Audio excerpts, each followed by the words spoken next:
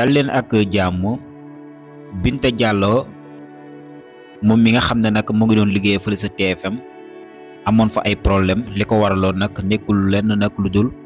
président Ousmane Sonko du sunuy kàddu moom moo ko wax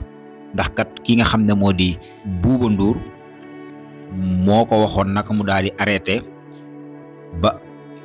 jëmmi jamono mu dellu siwaat boobee ba léegi nag mu làqatu si ab ruqam kenn dégg ko waaye coow li nga xam ne nag daal dinay am si kii nga xam ne nag moo di Ndella Madior Diouf liir yi nga xam ne nag doon na leen yore fële sa këram ga te ñaari liir daal si mujjee ñàkk seen bakkan coow loolu nag moom mii di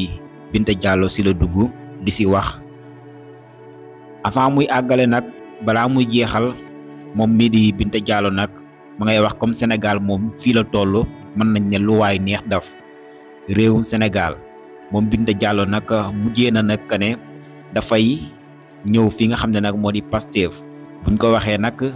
misaal bi wala lan moo koy dëggal mooy que ne nag nee na patriote yi ñu jox ko bracelet mu daal di takk moom Binta Diallo du suñuy kàddu ay kàddoom la